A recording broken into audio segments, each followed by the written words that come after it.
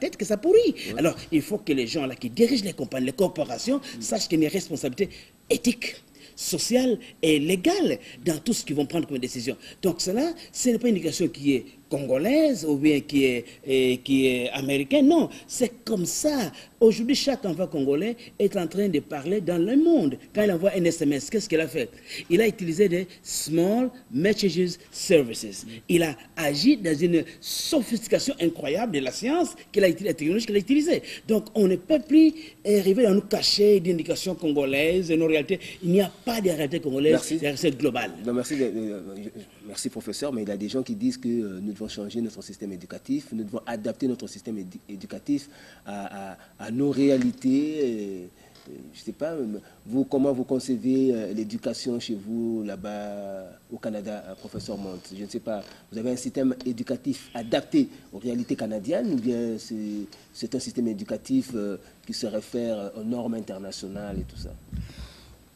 My desire, or what I am doing and what I hope to do, and let me say I'm very, very pleased with the students that I'm currently engaging with because I consider them to be curious and asking the tough questions. For me, it's not a question that I take something which is in Canada or the United States and bring it over to the Congo and expect them to learn by rote, but rather these are ideas that are world. These are universal ideas, and I want the people in the Congo to deal with the same issues that I'm dealing with on a daily basis. And these issues are the fundamental issues. How can I do least harm? How can I add to the national calculus? How can I be a good citizen and yet be a good business person in terms of creating wealth? And also, as important, how can wealth be distributed in terms of that those who do engineer and create should and ought to receive a benefit. At the same time,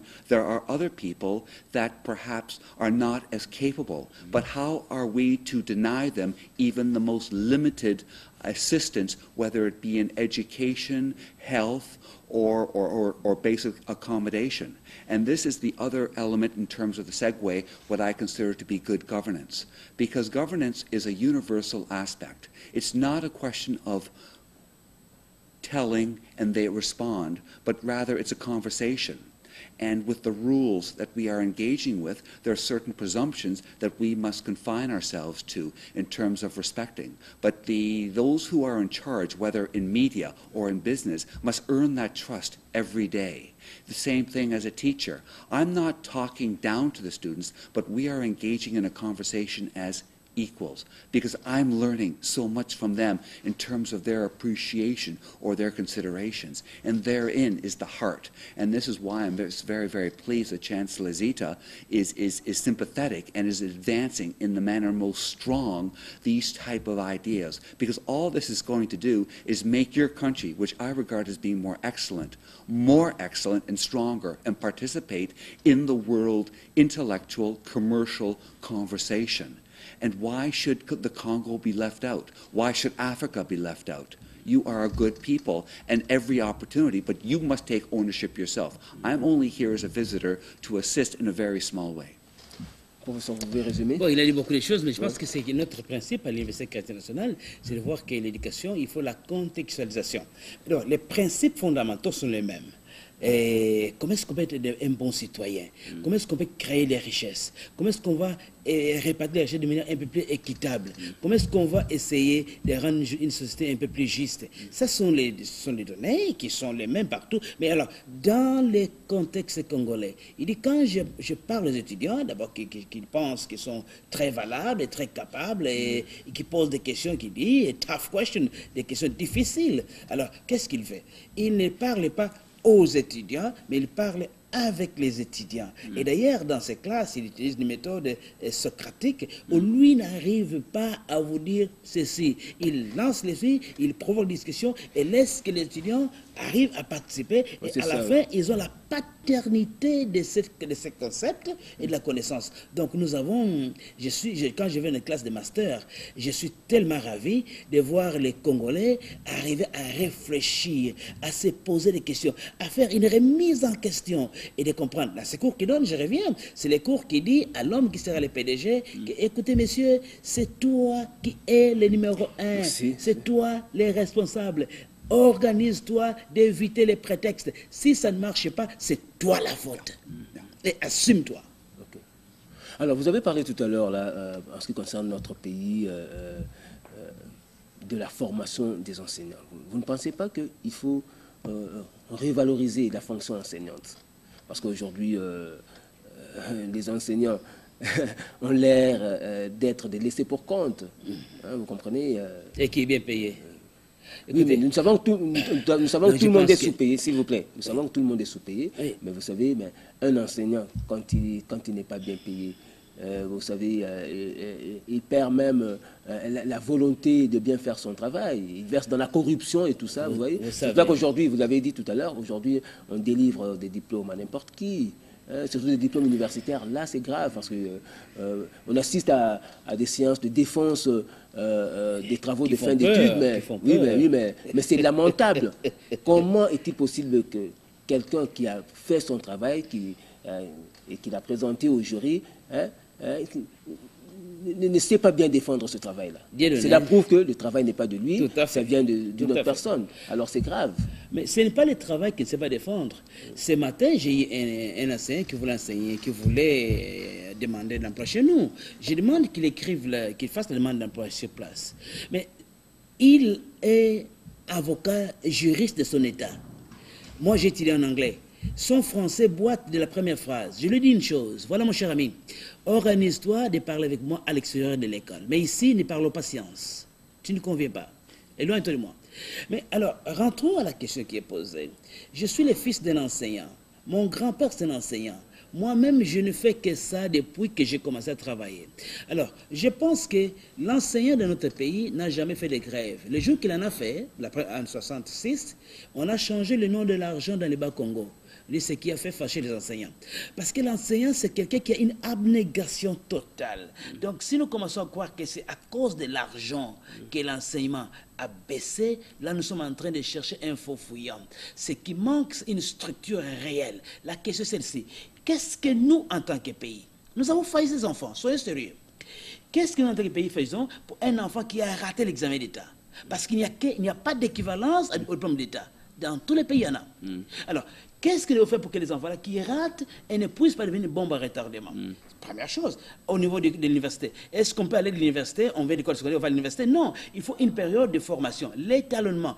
À partir d'aujourd'hui, à l'Université chrétienne nationale, nous faisons l'étalonnement. C'est-à-dire quoi?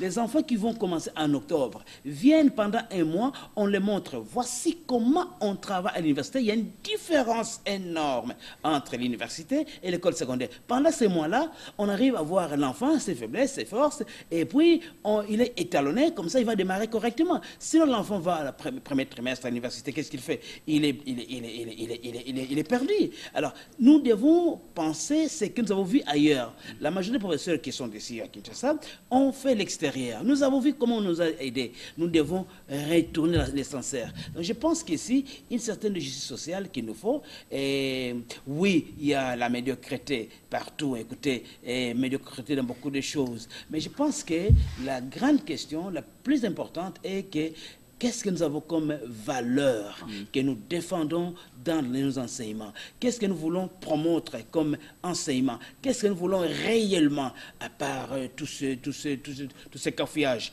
Parce qu'il y en a beaucoup de cafouillages, vous comprenez. Alors, nous aimons parfois beaucoup de trompettes et de tambours. Mais je pense que pendant que nous sommes en train de danser, les peuples, les enfants s'effondrent. Parce que maintenant, nous avons des illettrés diplômés. C'est ça. Jusqu'au doctorat. Les illettrés, c'est trop dire. C'est peut-être exagéré, mais des semi-lettrés, disons. Non, j'ai dit illettrés. J'ai choisi les mots. J'ai choisi les mots. Bon, voilà. Alors, je crois qu'on va poursuivre ce débat dans nos prochaines émissions, professeur. C'est un débat qui vaut la peine, disons, d'être diffusé à la télévision, parce que cela y va de l'avenir de notre pays. Il faut que les gens qui vont diriger le pays demain soient bien formés, soient des hommes de sciences, des véritables hommes de sciences qui ont acquis la connaissance requise pour diriger. Sinon, ce sera la catastrophe, comme vous l'avez dit. Alors, on va se séparer aujourd'hui par là, si vous avez un petit mot de la fin, et puis on va poursuivre le débat un peu plus tard. Oui, tout à fait. Nous invitons les gens qui n'ont pas la chance de faire les matins, la formation de master, qui a maintenant un programme pour les week-ends, c'est le qu'on appelle Executive Master Program. C'est là, c'est pour les gens qui travaillent ailleurs. Docteur Monté a dit, écoutez, on ne doit pas laisser comme ça. Il faut qu'on les forme. C'est donc à l'Université chrétienne nationale, nous sommes en train d'inscrire ceux qui veulent les masters. Nous voulons commencer les vendredis prochains. Ces vendredis qui arrivent, pour ceux qui ne peuvent pas venir à l'université le matin, eh bien, ça sera les soirs, les week-ends.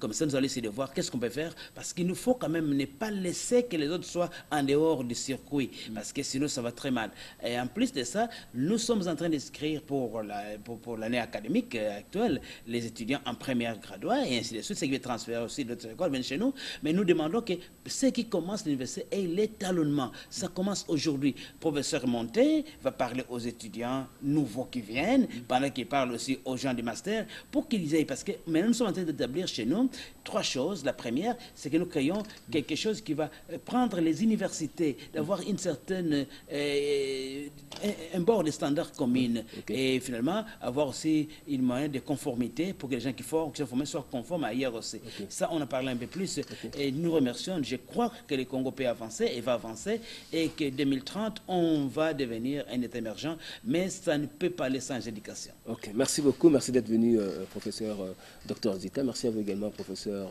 Monty. Merci à vous, chers téléspectateurs, de votre particulière attention. C'est ici que nous bouclons la boucle et nous vous prions de rester en compagnie de notre programme de la radio-télévision nationale congolaise. Ciao, portez-vous bien. Thank you very much.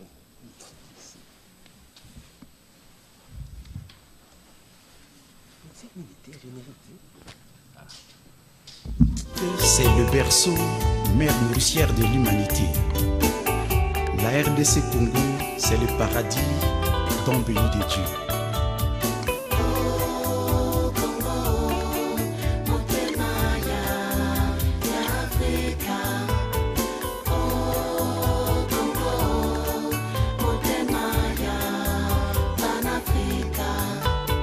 Chercher à vouloir déstabiliser la RDC Congo, c'est déstabiliser l'Afrique tout entière et l'univers tout entier.